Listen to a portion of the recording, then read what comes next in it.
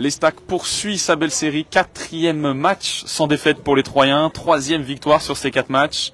Bonsoir Alan. Bonsoir. Bienvenue pour ce nouveau débrief en direct de Saint-Ouen, juste à côté de Paris, du stade Boer.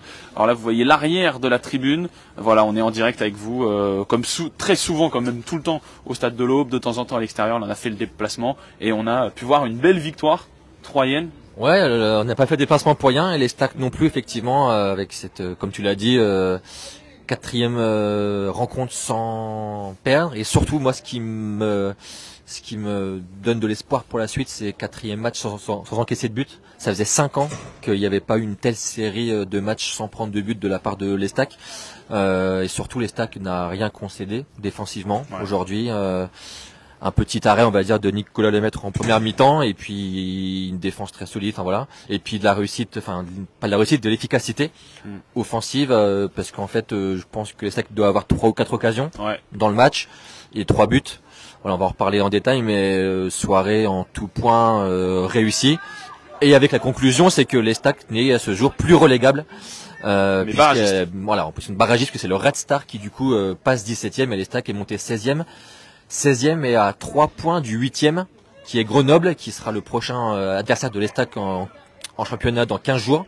Donc l'Estac a vraiment recollé, a vraiment profité de cette série-là pour vraiment recoller à tout le monde, hein, presque. Encore une fois, parce qu'on pourrait se dire en tant que 16e, on rappelle, Ligue 2 à 18 clubs, on pourrait dire en tant que 16e, ils sont barragistes. Ils sont quand même assez loin. Bah en fait, mine de rien, c'est ce que tu as dit. Il suffirait encore d'un bon match pour vite être dans la bonne partie, quoi. Il me semble qu'ils sont à 1 point de la 11e place. Là, on vous donne beaucoup de chiffres, de stats, mais pour vous montrer qu'ils ont un peu raccroché. Voilà. Ça, donc cette bonne série, on rappelle, j'ai essayé de le faire de tête. Victoire à Caen, victoire à 3 contre Pau, match nul à 3 contre Laval, et la victoire ici. 3-0, hein. Vraiment victoire nette, sans bavure, quoi. 3-0, rien à dire. J'allais montrer mon portable. J'ai dit, vous m'avez vu un petit peu sur mon portable. J'ai partagé ce direct pour que vous soyez le maximum à être présent, à nous regarder, à interagir avec nous. J'ai les messages qui s'affichent juste ici, donc voilà. Le but, c'est d'échanger. T'en parlais quand même, encore une fois, mais 4e match sans encaisser aucun but. Et pourtant, Adrien Monfray était forfait. On l'a appris hier en conférence de presse.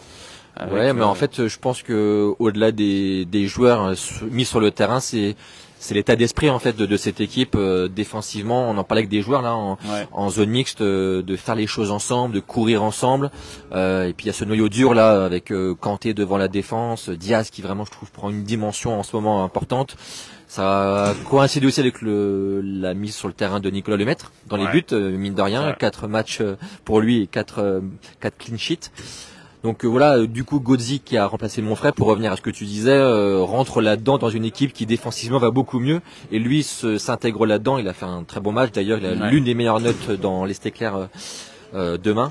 Donc voilà, un état d'esprit retrouvé, puis la confiance aussi d'enchaîner les matchs. Là, Abdel Kanté nous disait quand on a marqué le premier but ou le deuxième but, c'est on va faire un clean sheet, on veut pas prendre de but. Voilà, il voulait continuer cette série-là qui est vraiment forcément intéressante et qui à chaque fois leur fait prendre des points.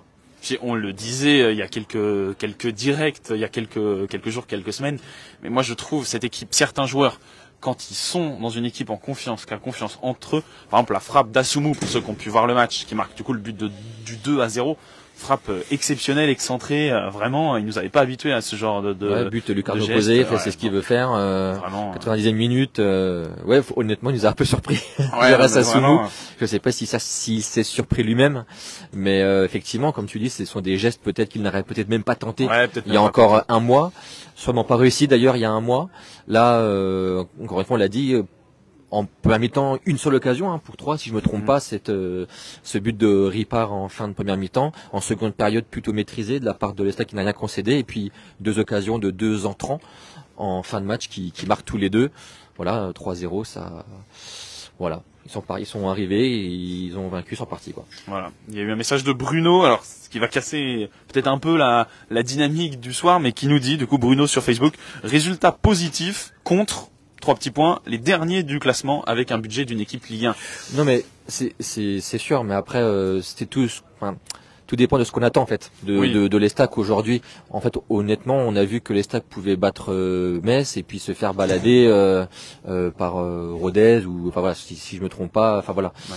En fait, je pense que cette équipe n'a pas forcément un adversaire qui va lui convenir mieux qu'un autre. Je pense que son pire adversaire c'est elle-même et que quand tu es dans cet état d'esprit-là, cette confiance-là et cette dynamique-là, elle vaut bien mieux que cette 16e place. Effectivement, pour parler un petit peu du Restart, c'était faiblard. Très faiblard, j'ai trouvé. Quelques bonnes séquences malgré tout. Oui, mais bon, mais bon. Voilà ce qui. Mais encore une fois, je pense qu'à l'Estac, on peut pas aujourd'hui faire la fine bouche sur une telle dynamique. C'est une éclaircie qu'on n'avait pas vue depuis 2-3 ans à 3. Ouais. Donc il faut en profiter et voilà, ça reste fragile parce que c'est pas non plus flamboyant dans le jeu. Je pense qu'en termes de maîtrise du ballon, il y a encore de gros progrès. Mais la base, c'est la défense et sur ce principe-là, c'est beaucoup mieux. Voilà, pour ceux qui auraient pas vu le match ou qui auraient même pas suivi, gros travail de Syria Kyrie sur le premier qui la donne pour Ripard. Et voilà, on en parlait après avec les collègues journalistes on aime bien vous raconter ce qui se passe parfois dans les coulisses. Mais là, tous les journalistes, même ceux on raconte pas tout, mais même ceux qui suivaient le Red Star disaient que le joueur du Red Star, dont j'ai oublié le nom, qui fait la faute sur Adeline, doit prendre rouge. Ils ont revu. C'est le capitaine Kouagba, ouais, effectivement. Kouagba. Il y a quelques incidents. Hein. Tu peux peut-être un peu raconter les incidents du match. On s'est pas ennuyé ce soir. On s'est pas ennuyé. On a eu peur d'être venu ici à Saint-Ouen pour rien ou pour 20 minutes ou 25 minutes de match, parce que les supporters du Red Star, le COP a jeté des balles de tennis à 3 reprises sur la pelouse. Et au bout d'un moment, il y avait des appels micro au premier, au deuxième lancé qui disaient attention, si vous relancez, les joueurs vont rentrer au vestiaire, le match va être interrompu. La troisième fois qu'ils ont lancé des balles en 15 minutes, les joueurs sont rentrés au vestiaire et vraiment une demi-heure de pause. Moi, je pensais qu'ils allaient revenir plus vite. Ouais. Je sais pas si vous devant votre télé. Il y a eu l'échauffement. Enfin, effectivement, ça a vraiment coupé, vraiment. Ouais. Comme tu le disais en plein match, ça a coupé presque l'élan du Red Star qui était un peu mieux. C'était pas extraordinaire, c'était un petit peu mieux que l'Estac. Et l'Estac qui est vraiment bien revenu. D'ailleurs, Stéphane Dumont, là, je lui ai posé la question en conf de presse. Je lui ai demandé qu'est-ce qui s'était dit, qu'est-ce qui avait été fait pendant l'interruption, parce que j'ai vraiment trouvé que l'Estac était bien plus en jambes et bien plus incisive après la pause. Il m'a dit qu'ils avaient vu des images à la vidéo, réajuster des choses, faire des choses plus tranchantes défensivement. Et bah voilà, finalement les supporters se sont jetés, alors pas une balle là pour le coup, mais une pierre dans leur jardin quoi. Ouais, parce que du coup l'Estac est revenu vraiment mieux. Alors voilà, il y a eu 20 minutes, puis la mi-temps, puis en deuxième mi-temps, il tenait ce clean sheet dont on a tant parlé avant d'assommer les Dassoumou le Red Star avec Assoumou. Dassoumou le Red Star. Dassoumou le Red Star. Mais voilà, mais en tout cas une très belle soirée, tu l'as dit, l'Estac qui enchaîne, encore une fois un clean sheet, on a eu pas mal de joueurs en zone mixte, là vous retrouvez toutes les vidéos sur notre site internet dans quelques heures ou demain matin, mais voilà, on a eu Irié, donc Saïd et Kanté, justement, je voulais parler de Kanté parce que c'est peut-être le seul point noir de la soirée, c'est qu'il a pris un carton jaune bête ou je sais même pas s'il y a faute, et du coup il sera suspendu pour le match de Grenoble dans 15 jours, donc pas pour la Coupe de France. Là l'Estac rentre en Coupe de France le samedi prochain, il va être suspendu et moi je trouve que son abattage et son repositionnement devant la défense là, depuis quelques semaines est un élément clé de cette équipe et il n'y a pas de profil similaire. Alors on aura d'en reparler pour Grenoble qui sera un match important parce que je l'ai dit, ils sont à 3 points devant 3 et 8e, donc Stéphane Dumont a dit on sait maintenant où on veut aller, il faut avancer vite. Je pense qu'il en veut encore plus. Il va pas se contenter évidemment d'être 16e, bien sûr, évidemment. De toute façon, pas se contenter non plus de jouer peut-être comme ça. Je pense qu'il a aussi envie de plus d'ambition dans le jeu, ça va venir petit à petit. Il répète que la saison a commencé plus tard pour l'Estac. Mais voilà, en tout cas, l'éclaircie se poursuit et ça fait plaisir. Et ça fait plaisir et aussi ça a fait plaisir aux supporters parce qu'on n'est pas les seuls à être venus à Saint-Ouen. Il y avait un parquage complet, il me semble, c'est ça, non, complet. de l'Estac. Plus de près de 250 personnes dans les 2 bus. Plus les voitures qui sont arrivées de 3. Donc déplacement, on a entendu d'ailleurs les. Ouais, on les a entendus. À la fin, ils chantaient "On est chez nous". D'ailleurs, c'était un peu bizarre. Enfin, pour raconter un petit peu les coulisses, donc le Stade Beauvoir est en travaux. Ils étaient en fait à 10 mètres du salon VIP du Resta. C'était un peu bizarre. Il y avait à côté les petits fours et les tables hautes, et puis à 10 mètres, il y avait le COP troyen. Et puis à côté, en face de nous, il y avait la petite butte de terre. Où il y avait la caméra de Bein Sport. Pas de tribune, et puis avec des enceintes qui sont mises là pour faire écho et accroître l'ambiance, les chants des supporters. Un peu bizarre cette ambiance, mais en tout cas ça n'a pas dérangé l'équipe troyenne. On nous dit bien sûr qu'il y a rouge. Alors ça c'est Ripard et Iri ont pris cher. Cette victoire est méritée. C'est vrai qu'il y a eu beaucoup de duels. L'arbitre, si vous étiez là lors du dernier débrief, on va pas reparler de l'arbitrage, mais encore ce soir en Ligue 2, un arbitrage parfois surprenant. Le rouge, il me semble en plus qu'il est bien placé. Honnêtement, le rouge en direct, moi je le vois pas.